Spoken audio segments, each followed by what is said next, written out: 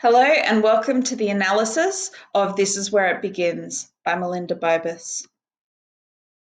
This is where it begins. The title has this impersonal pronoun. It's speculative as to what it refers to. Is it her journey as a poet? Is it the awareness that language has power? There's a mystery here as to what it refers to, and this emphasizes the way that language is open to interpretation. This subtitle here begins with Once Upon a Time, which has this fairy tale illusion, and this draws attention to the make-believe quality of her experience of language.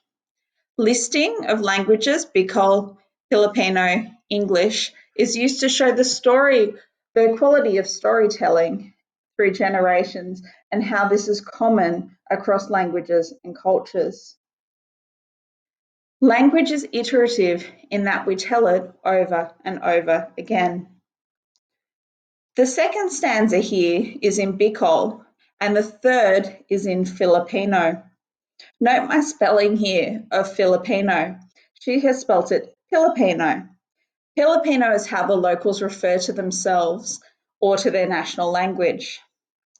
The lack of translation here forces the reader into the experience of being a foreigner, where you're excluded from the conversation and from understanding the experience that a lot of migrants have when they move to a new country.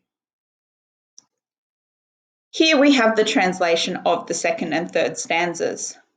This is where it begins. I am 6 years old, perhaps 5.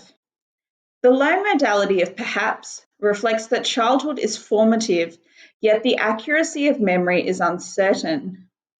The present tense here, I am, draws the audience into the memory. Grandmother is storytelling about the crab stealer hiding under the bed. Each story word crackles under the ghost's teeth, infernal under my skin. I shiver.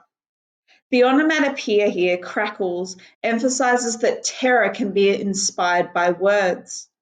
While age is uncertain, the emotion that she felt stayed with her over time into adulthood. The ghost here may be an element of the story, but it also functions as an analogy to the way fairy tales are undead, living on to haunt every generation. But perhaps this is where it begins. Again, we have this low modality, which illustrates the difficulty of locating when or how something begins, particularly when you're looking at something that happened in your childhood. Grandfather teasing me with that lady in the hills walking into his dream. Each time a different colour of dress, a different attitude under my skin. There's the concept of dreams here, which raises the question of whether our unconscious or dreaming identity is the same as our conscious identity, especially with the blurring of childhood memories, where it can be difficult to identify dream from reality. I think we all have a memory from our childhood that we can't work out whether it is real or not. I'm bereft of constancy, literal, at 6 years old. Perhaps 5. So here she's emphasizing how she's still without this constancy. And again, she doesn't know where it begins. 6 years old, perhaps 5. Please watch the next video for the remaining stanzas of the poem.